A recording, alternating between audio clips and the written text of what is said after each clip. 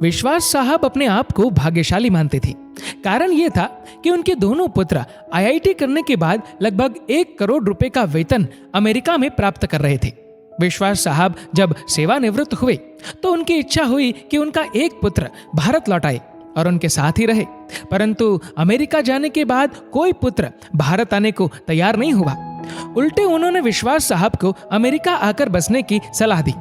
विश्वास साहब अपनी पत्नी भावना के साथ अमेरिका गए, परंतु उनका मन वहां पर बिल्कुल नहीं लगा और वे भारत लौट आए। दुर्भाग्य से विश्वास साहब की पत्नी को लकवा हो गया और पत्नी पूर्णतः पति की सेवा पर निर्भर हो गई। प्रातः नित्य क्रम से लेकर खिलाने पिलाने, दवाई देने आदि का संपूर्ण कार्य विश्वास साहब के भरोसे पर था। पत्नी की जुबान भी लकवे के कारण चली गई थी। विश्वास साहब पूर्ण निष्ठा और स्नेह से पति धर्म का निर्वहन कर रहे थे।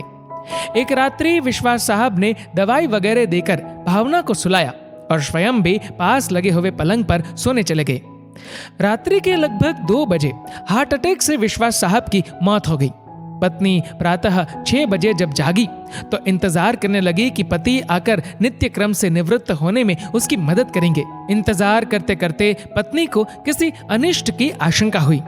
चूंकि पत्नी स्वयं चलने में असमर्थ थी, उसने अपने आप को पलंग से नीचे गिराया और फिर घसीटते हुए अपने पति के पलंग के पास पहुंची।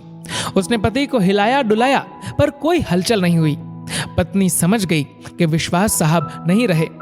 पत्नी की जुबान लकवे के कारण चली गई थी, अतः किसी को आवाज देकर बुलाना भी पत्नी के वश में नहीं था। घर पर और कोई सदस्य भी नहीं था। फोन बाहर ड्राइंग रूम में लगा हुआ था। पत्नी ने पड़ोसी को सूचना देने के लिए घसीटते हुए फोन की तरफ बढ़ना शुरू किया।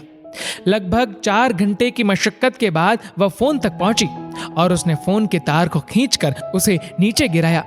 पड़ोसी के नंबर जैसे तैसे लगाए।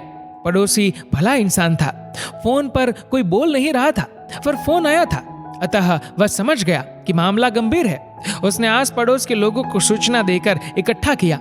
दरवाजा तोड़कर सभी लोग घर में घुसे। उन्होंने देखा विश्वास साहब पलंग पर मृत पड़े थे तथा पत्नी भावना टेलीफोन के पास मृत पड़ी थी। पहले विश्वास और फिर भावना की मौत हुई।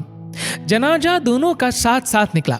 पूरा मोहल्ला कंधा दे रहा था, परंतु 2 कंधे मौजूद नहीं थे जिसकी माँ बाप को उम्मीद थी।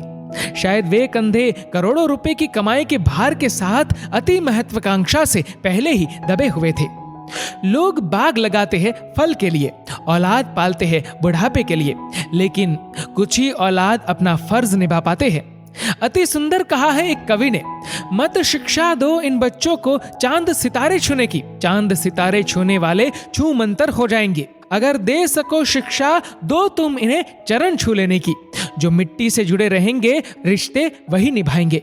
दोस्तों, इस वीडियो को लेकर आपकी क्या राय है नीचे कमेंट करके जरूर बताएगा। और अगर आपको वीडियो अच्छा लगा हो तो इस वीडियो को लाइक करेगा, शेयर करेगा ज्यादा से ज्यादा लोगों तक, और ऐसे ही और भी इंस्पिरेशनल वीडियोस के लिए सब्सक्राइब करें हमारे यूट्यूब चैनल को और फेसबुक पर फॉलो करें हमारे पेज को। धन्यवाद।